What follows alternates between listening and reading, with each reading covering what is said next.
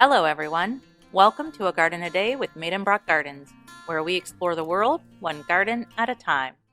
Today is October 9th. Durham, North Carolina is a lovely city, and today's garden, Sarah P. Duke Gardens, is set on 55 lovely acres in the midst of that lovely city on the campus of Duke University. The gardens began in 1934 and were dedicated in 1939. The first gardens were damaged by heavy rains and floods, and new gardens were planted on higher ground. Landscape designer Ellen Biddle Shipman was hired to design the new gardens. She designed more than 650 landscapes throughout her career, and Duke Gardens is considered her finest work. It is also one of only a few of her gardens that remain. Shipman's design can be seen in the area known as the Historic Gardens. These are the original terraced gardens that were completed in 1939.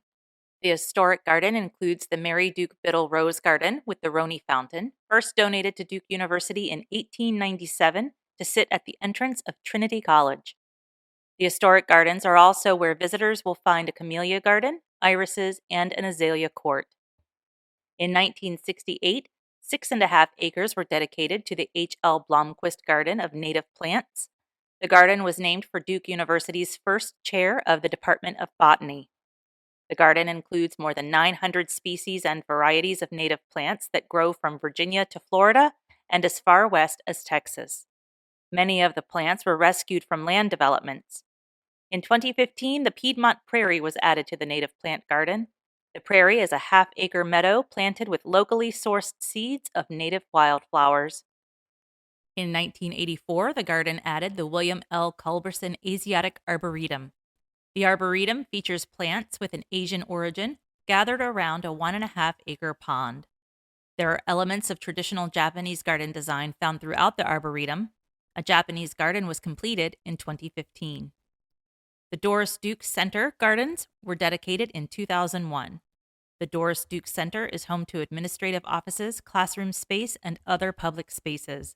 The gardens surrounding the center include the Paige Rollins White Garden, the Charlotte Brody Discovery Garden, the Spring Woodland, and the Virtue Peace Pond. Each summer, the garden hosts Music in the Gardens outdoor concerts. The amphitheater is accessed through the Duke Center.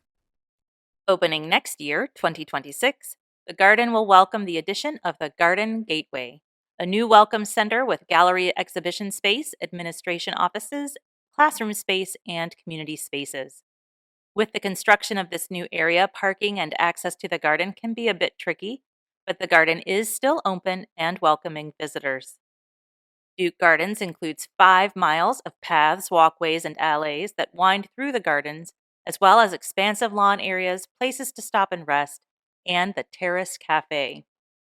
The garden offers both walking tours and trolley tours, but those are paused during construction. They plan to resume tours in 2026.